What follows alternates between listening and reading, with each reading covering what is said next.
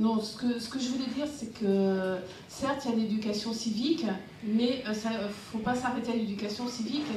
Enfin, ça commence à partir de la maternelle. La question du vivre ensemble, le respect de l'autre, le climat dans les établissements scolaires, le respect des autres. C'est comme ça qu'on apprend à justement, on apprend la tolérance. Alors, c'est peut-être des choses qui, voilà, ce sont sûrement des grandes idées, mais voilà, dans des établissements ça fonctionne. Il y a des associations qui travaillent pour ça. Nous, c'est ce qu'on demande aussi depuis des années, justement, qu'il y ait ce travail-là. Mais ça peut se faire aussi bien en maternelle, ça peut se faire au lycée, ça peut se faire à tous les échelons.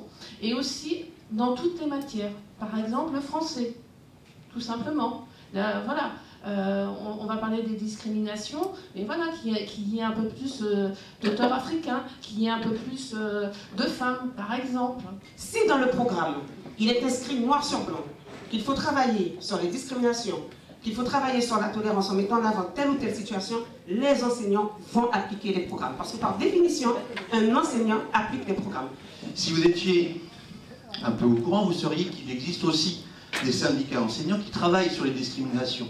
Il y a un certain nombre d'écrits qui existent, que ce soit sur la lutte des femmes, sur l'homophobie. Il existe un certain nombre de combats d'enseignants contre ces discriminations. Il faut savoir aussi que sur le sexisme, les premiers qui travaillent sur la modification des manuels scolaires, ce sont les enseignants. Vous avez peut-être remarqué qu'aujourd'hui, on joue un peu moins à la poupée dans les bouquins quand on est une fille, on joue un peu moins à la voiture quand on est un garçon. En fait, moi c'est De Charles Dakar, je suis directeur de l'association AGEPA France, et qui est aussi qui représente la Maison des Portes à Grigny et à Viry.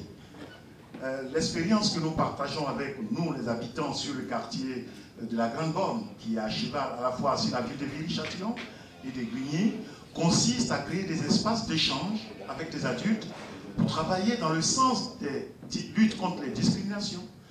Tout à l'heure, Sylvie a parlé d'une expérience avec des parents d'élèves, avec comment faire améliorer le vivre ensemble. Nous, au quotidien, c'est ce qu'on fait.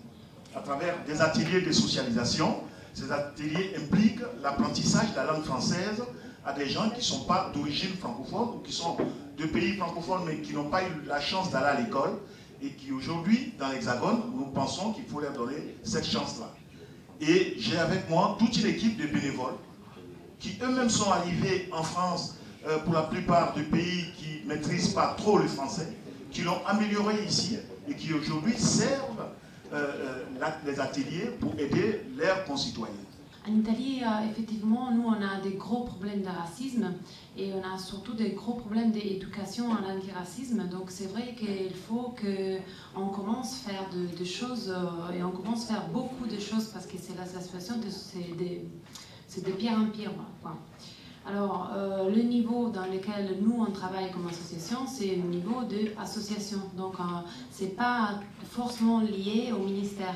Mais par contre, et ça, je crois que c'est le rôle du troisième secteur pour l'instant en Italie, on demande, on fait des projets dans lesquels on demande des financements publics, soit des financements de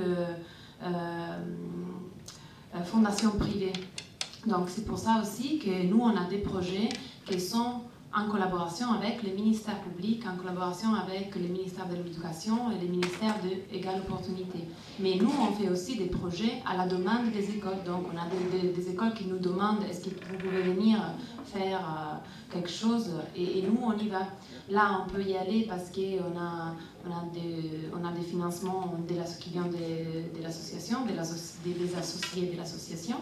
Mais quand même, on cherche de répondre à la demande. Donc, on cherche de faire des projets exprès pour les situations dans lesquelles on reçoit des demandes.